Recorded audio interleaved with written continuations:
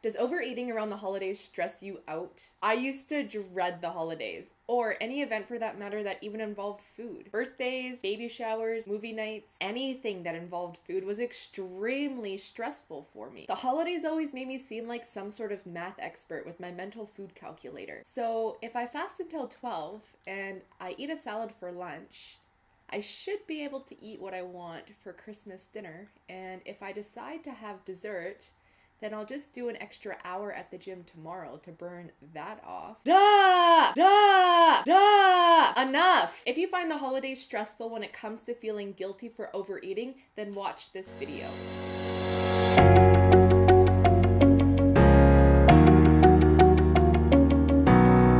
Hey guys, I'm Sarah, personal trainer and holistic nutritionist at Eat Squat Come, bringing you video 10 in our holiday series, the 12 Days of Climax.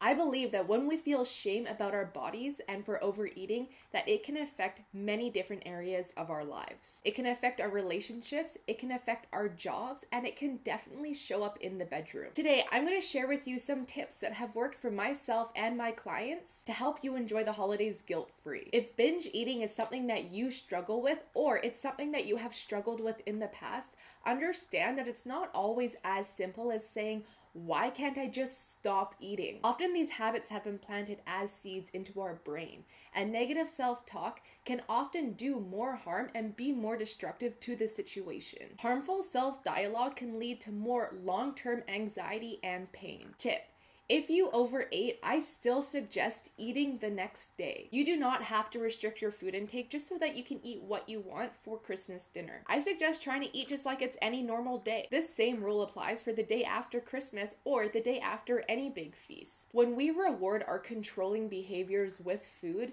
this can create a disordered relationship with food. More so, restricting after a binge can give you some short-term relief and the illusion of being in control, when in reality it can actually lead to more long-term unhappiness and a damaged relationship with food. This can cause us to obsess about our food intake, when in reality, and in most cases, it's not even about the food. Our brains have been conditioned to use food as a coping mechanism for something else that may be going on below the surface. Tip: learning to separate yourself from those destructive voices inside your head. Listening to these thoughts that you have and acknowledging their presence, but thinking about them before you choose to act on them. Eating disorders have the highest mortality rate out of any psychological disorder. Even if you personally do not identify with having an eating disorder, there are still many people who struggle with excessively worrying about weight, shape, and food daily. This will more than likely affect your health and your mental well-being. When these thoughts come up for you, practicing self-compassion and understanding over frustration and anger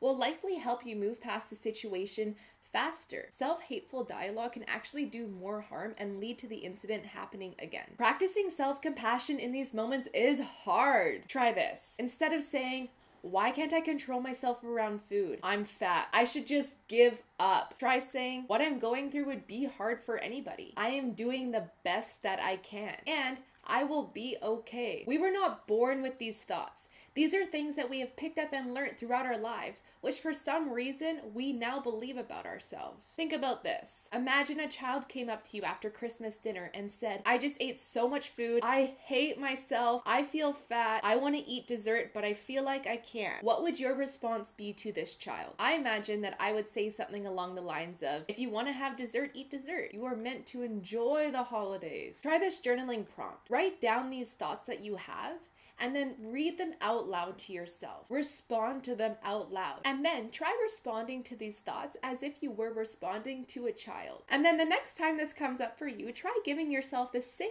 compassion and understanding as you would to that kid. I think it's really important to mention that if you do decide to eat dessert at Christmas dinner, which you should, you do not need to go to the gym the next day just to burn it off. More of this to come in a later video, but it is very important to say that exercise is not a punishment for eating too much food. When we punish ourselves with exercise, we create a disturbed relationship with exercise and movement. Try this mindset shift. Instead of exercise is a punishment for eating too much food, to I am grateful that I get to exercise. Not everybody gets this opportunity. I celebrate my body when I exercise by making it stronger. Exercise makes me feel good. I'm just gonna leave you with this affirmation for today. Sharing food and connecting with my friends and family is more important than food rules, weight, and numbers. If you connected with this video and want to see more content like this, let me know in the comments below. If you are going to eat what you want for Christmas dinner and enjoy the fuck out of it, give this video a big thumbs up. Enjoy yourself over the holidays. We at Eat Squat Come hope that you have a delicious Christmas and an even sexier New Year. Until then, eat, squat, and come.